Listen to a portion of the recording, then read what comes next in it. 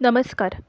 आजच्या पौष महिन्याच्या संकष्टीला तुम्ही हे 5 उपाय करायचे आहेत आणि हे 5 उपाय प्रभावी आहेत. तर ते 5 उपाय कोणते आहेत?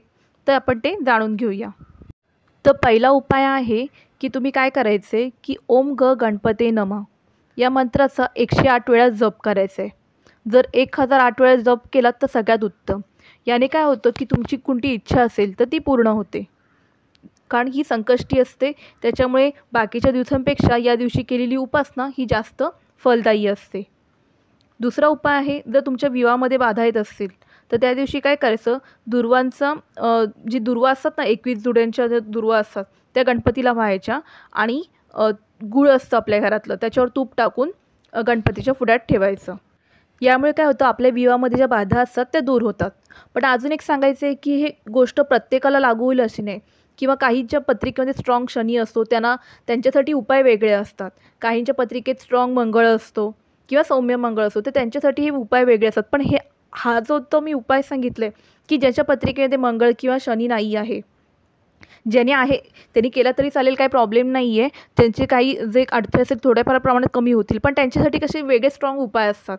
पण हा जो उपाय आहे, आपली जी नॉर्मल पत्रिका असते तर त्यांच्या विवाहात जर अडथळे येत असतील तर त्यांच्यासाठी हा उपाय आहे. तर तिसरा उपाय हा आहे की या दिवशी तुम्हाला काय करायचं आहे की गणपतीला तुम्ही चंद्राचा टीका लावायचा आहे आणि 21 अक्षत तांदूळ घ्यायचे, अख्खे पाहिजे, तुटलेला नको आहे. तांदूळ घ्यायचे अख्खे आणि ते हळदीमध्ये भिजवून ते पिवळे बनवायचे आणि गणपतीला तुम्ही अर्पण करायचं आहे.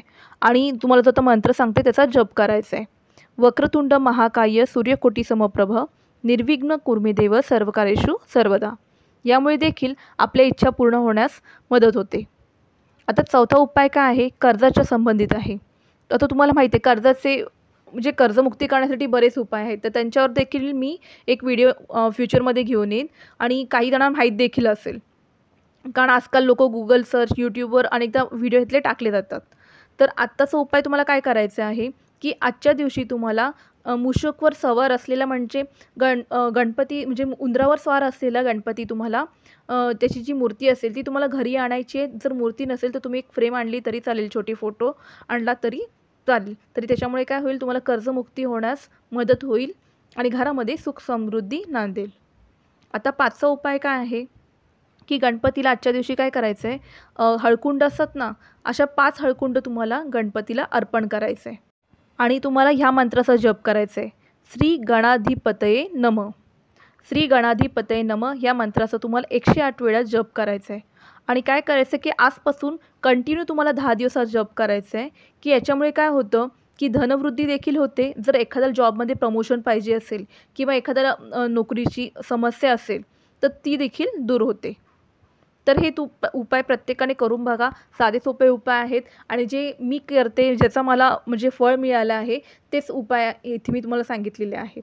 तर तुम्हाला आजचा व्हिडिओ कसा वाटला हा कमेंट बॉक्समध्ये नक्की सांगा. जर व्हिडिओ आवडला असेल तर कमेंट बॉक्समध्ये तसं सांगा आणि व्हिडिओला लाईक करा, कमेंट करा आणि शेअर करा आणि माझ्या चॅनलला सबस्क्राईब करा. धन्यवाद.